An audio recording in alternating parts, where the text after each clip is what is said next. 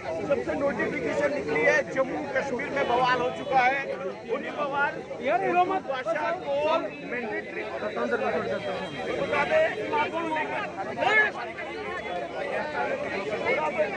University के main gate के ठीक सामने ये प्रदर्शन जो है, यानी कि ये साइलेंस प्रदर्शन कर रही है। और भाषा यानी कि वह भाषा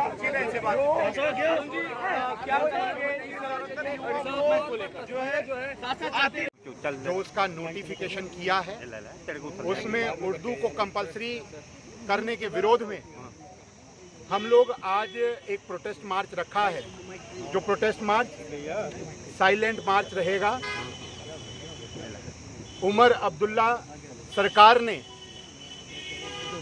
वादे बहुत बड़े बड़े किए थे और जब नायब तहसीलदार की भर्ती के लिए नोटिफाई किया गया 9 जून को, उसके अंदर उनके वादों का भांडाफोड़ हो चुका है।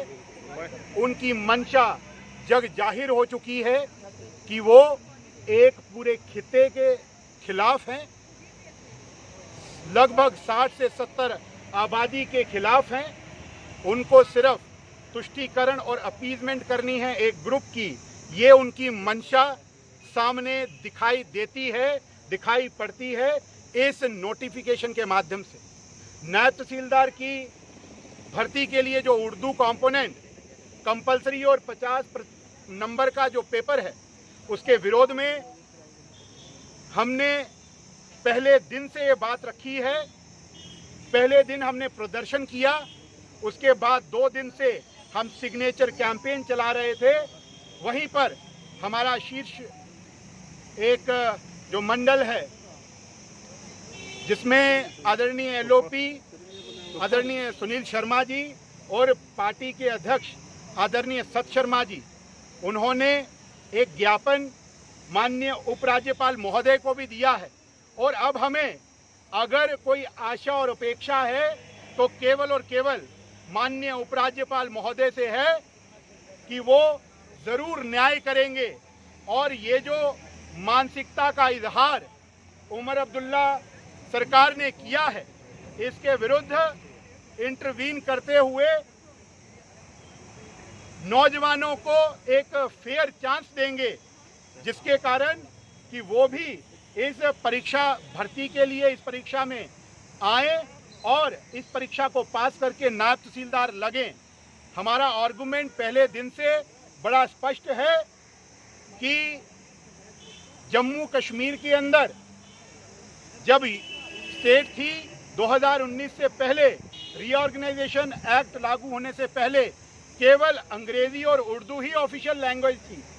परंतु 2020 में J&K state official language act पारित होने से हमारे यहाँ पे अब 5 भाषाएं ऑफिशियल लैंग्वेज हैं, जिसमें कश्मीरी, उर्दू, डोगरी, हिंदी और अंग्रेजी का स्थान है। अगर आपको ऑप्शनल रखना है तो इन 5 में से एक को जो बच्चा जानता है, पढ़ सकता है, लिख सकता है, उसके लिए ऑप्शनल रखिए। परंतु केवल उर्दू के लिए एडमेंट होना ये एक मानसिकता को दर्शाता है, जिसको हम कभी भी ना स्वीकार करेंगे और अंतिम क्षण तक लड़ाई लड़ेंगे। और इस प्रोटेस्ट को, इस डिमॉन्स्ट्रेशन को हम इसी प्रकार जारी रखेंगे, क्योंकि नौजवानों के साथ, युवाओं के साथ भ्रष्टाचार और भेदभाव हम नहीं होने देंगे। ये हमारी कमिटमेंट है और अपनी कमिटमेंट को हम अंतिम क्षण तक पूर्णतया उस पर काम करते हुए उसके लिए लड़ेंगे और उमर सरकार को झुकने पर मजबूर कर देंगे। Thank you, thank you.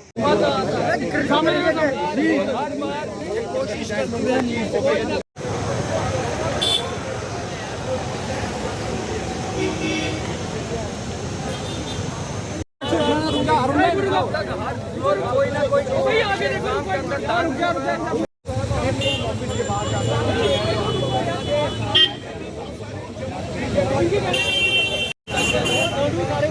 क्या अब जम्मू कश्मीर सरकार की ओर से